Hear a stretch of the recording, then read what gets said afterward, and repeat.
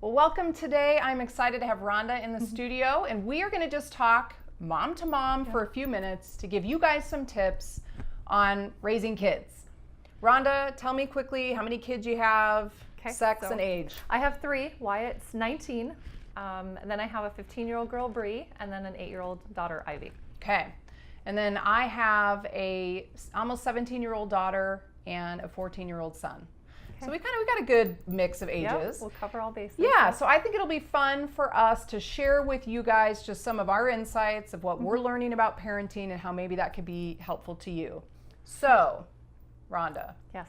Let's talk for a few minutes about, let's just give some tips. What have you learned in raising 3 kids, spanned in age, 1 boy, 2 girls? Give me one insight that you've learned thus far in parenting.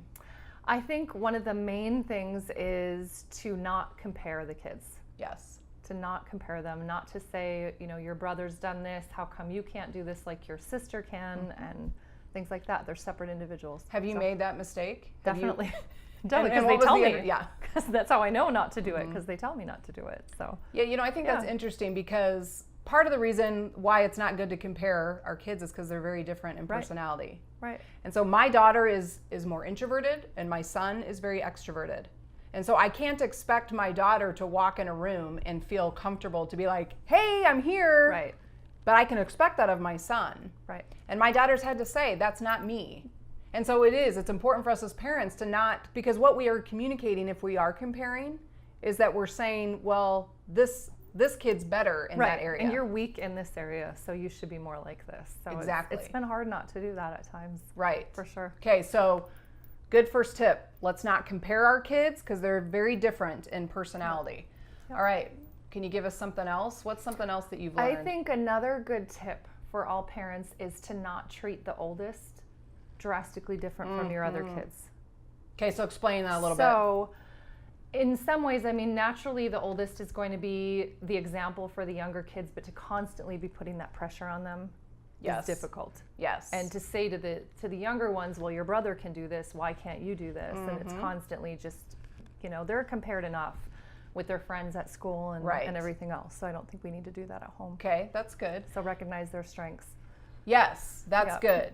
Okay, so you mentioned one thing too, even about like chores in your home. Right. And that it's easy to maybe be like the oldest kid's always taking the brunt of it because they're older and stronger. Right. What would you say about chores in your home and how you do that? So we've tried as much as we possibly can to keep them equal, especially between the older 2. The youngest, she's only 8. She really can't do what the older 2 can. Okay. But there's not really a boy chore and a girl chore in our house. Okay. So dishes, son's doing? He does the dishes. He does his own laundry. I mean, that's something that we started doing, and that's great. Yeah. And then your daughters have to what? Shovel snow or what? They have to clean the cat litter box. So I don't know. Yeah. Yeah. And you know what? It's funny That's too. not so fun. But. Right. But I think it's true because I think sometimes we can fall into typecasting. Right.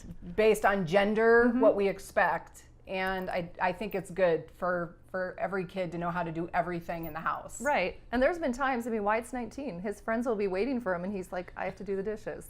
And they're like, what? It is. Yeah. Yep. That's what it is. So. But he'll be a great husband someday because of that, right? Exactly. Yes. Okay. So I think that's good to not compare the comparison game for sure we've said is not good, but even just oldest kid, youngest kids having different expectations of, or based on gender, expecting certain things differently. Right. What would you say to parents out there about social media? How are you guys handling that with your kids? I think you need to be involved and you need to know what they have. If somebody mentions an app and you don't even know what it is, how do you know how your kids are using it? Yep. So, and I think we talked about trust a little bit. It's having the kids earn your trust. Yes. And they need to make those deposits when they're younger, so you need to be involved. You need to know what kind of apps they have and how they're using them. And good. Yeah. Yeah, in our home, I'm on some of my kids' social media accounts, so I can kind of see, which by the way is very insightful when you're on their accounts, because then you see what their friends post. Right. And you're like, so-and-so, I might have to keep my eye out, or this person may be a little bit of a troublemaker. Yeah. We need to pay attention to that. But it gives you some insight even into the friends.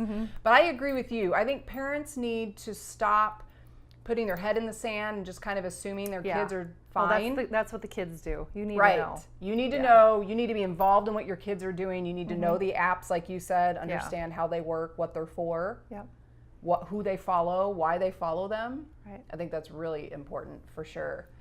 I want to just share a verse with you guys that I think is important for you to think about, and just for us as parents, that as you wrestle, and it's from Ephesians 6 verse 4, and it says this: "Fathers, do not provoke your children to anger by the way you treat them.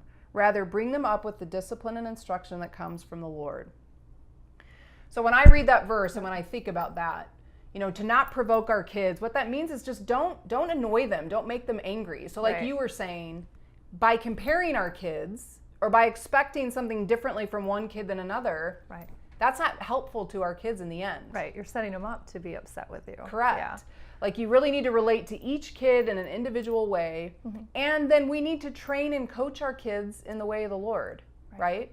So what are some things that you guys do in your family as far as teaching your kids about who God is and how they should live their lives? What do you guys do in your home to encourage that? One thing that Alpine makes it really easy to do is when the kids are, especially the younger kids, when they're in kids' church, they come out with their little sheet with their questions, and we talk about those. That's great. And even if the older kids are in the car on the way home, our 8-year-old will be talking about them, and the older 2 will kind of pitch in a little bit. Right. So. Yeah, what Rhonda's talking about is our Pursue God resources. We have videos for kids that you can watch the video and do the questions right with your kids right there. What we really want to help you guys do, which is what we're doing even with this video, is that you would use it, you would watch it, you would talk about it with your spouse, with a friend, with a small group, and wrestle with the topic that has biblical truth with it and say, how do we need to be better as parents? Right. And learn from one another and have a conversation, just like you have with your kids after church, which is awesome. Yeah.